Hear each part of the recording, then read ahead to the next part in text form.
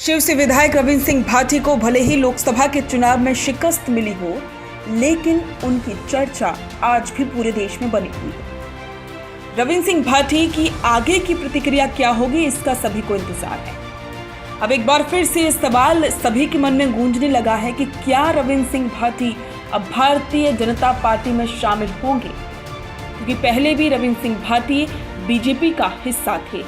उसके बाद में लोकसभा के चुनाव में उन्होंने निर्दलीय प्रत्याशी के तौर पर चुनाव लड़ा और उससे पहले विधानसभा के चुनाव में भी उन्होंने निर्दलीय के तौर पर ही चुनाव लड़ा था और जीत हासिल की थी।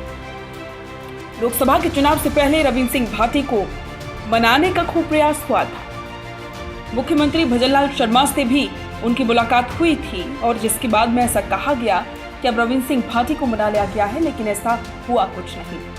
और अब रविंद्र सिंह भाटी को लेकर फिर से वही कयासों का दौर चालू हो गया है कि क्या अब रविंद्र सिंह भाटी बीजेपी में शामिल होंगे। जैसा कि आप जानते हैं कि लोकसभा के चुनाव में बीजेपी एनडीए ने बहुमत हासिल किया है। इसके बाद में सरकार बन चुकी है और 9 जून को शपथ ग्रहण भी हो चुका है। इसी बीच में राजस्थान की बाड़मेर लोकसभा सीट से निर्दलीय उम्मीदवार रहे और मौजूदा शिव विधायक रविंद्र सिंह भाटी ने प्रधानमंत्री नरेंद्र मोदी समेत पूरे कैबिनेट को लेकर एक पोस्ट किया है, जिसकी चर्चा अब होने लगी है। भाटी ने सोशल मीडिया पर पोस्ट किया कि भारत गणराज्य के प्रधानमंत्री के रूप में तीसरे कार्यकाल के लिए श्री नरेंद्र मोदी जी को शपथ ग्रहण करने पर हार्दिक बधाई और शुभकामनाएं। प्रधानमंत्री नरेंद्र मोदी के तीसरे कार्यकाल पर बधाई देते हुए रविंद्र सिंह भाटी ने आगे लिखा, भारतवर्ष के गौरव को अक्षुण्ण बनाए रखते हुए और संविधान में उल्लिखित विधि को केंद्र में रखकर जन कल्याण से सर्वोदय की दिशा में सरकार बेहतर कार्य करे, ऐसी शुभेच्छा है। इसी के साथ रविंद्र सिंह भाटी ने प्रधानमंत्री मोदी की शपथ ग्रहण करने के दौरान तस्वीर भी शेयर की है। अब ऐसे में कहा जा रहा है कि क्या रविंद्र सिंह भाटी ने एक संकेत दिया है भारतीय जनता पार्टी में शामिल होने के लिए। दरअसल जब भी रविंद्र सिंह भाटी से बीजेपी में शामिल होने की बात पूछी गई तो उन्होंने जवाब में हमेशा यही कहा कि उनके लोग फैसला लेंगे कि किसी दल में शामिल होना है या नहीं।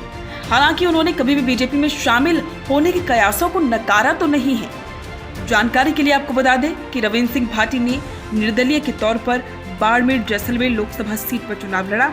उनके सामने कांग्रेस के उम्मीदवार बेनीवाल और बीजेपी से केंद्रीय मंत्री रहे कैलाश चौधरी चुनावी मैदान में थे।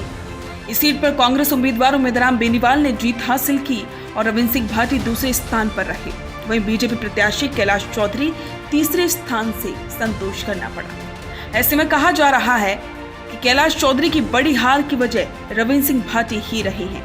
लेकिन अब रविंद्र सिंह भाटी के बीजेपी में शामिल होने की चर्चा एक बार फिर से जोर पकड़ने लगी है। अब देखना होगा कि रविंद्र सिंह भाटी का आगे का फैसला क्या होता है।